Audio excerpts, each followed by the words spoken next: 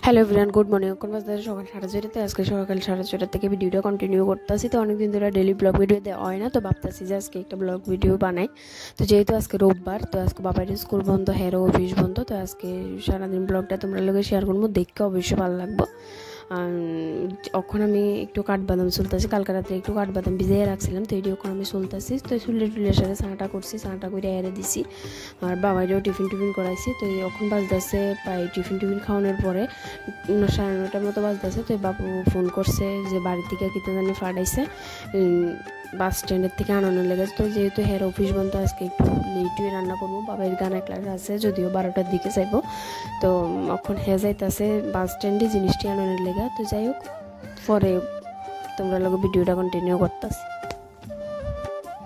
তো এদিকে গেছে পরে আমি সানটান করে রুমে আইয়া পড়ছি, সানটান করে ফ্রেশ হয়ে রুমে আইসি পরে এরপরে হ্যাঁ আইসে। তো আইসে পরে আমি বড় একটা বস্তার মধ্যে কিতা জানি ফাটাইছে। তো কুলচি পরে দেখলে যে চাল ফাটাইছে, আবার অনেক রকমের জিনিস ফাটাইছে।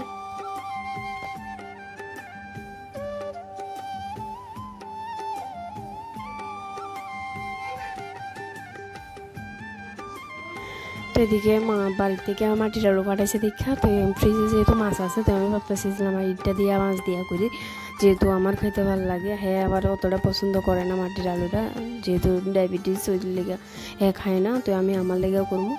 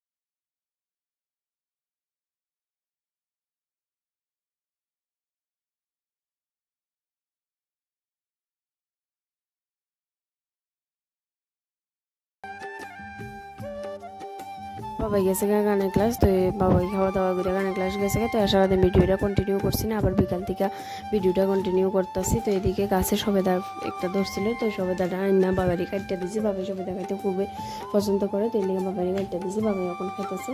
তো বাবাই এদিকে সবেদা খাইতেছে, আমি এদিকে একটু আমল লুকি খাইতেছি। তো বাড়ির থেকে নারকেল ফাটাইছে যে আজকে অনেক মাস হইয়া গেছে গা। নারকেল একটা কাট হয়েছে, কিন্তু আর একটা কাট হয়েছে না। এটা পুরো গাছ উঠটা উপরের দিকে উঠতে গেছে গা, যেহেতু উঠে খাটের নিচে আসলো। তো এত বড় গাছ হয়ে গেছে গা যে আমি কইতেও পারতাম না। তো এটা আজকে বাইর করে কাটতেছি।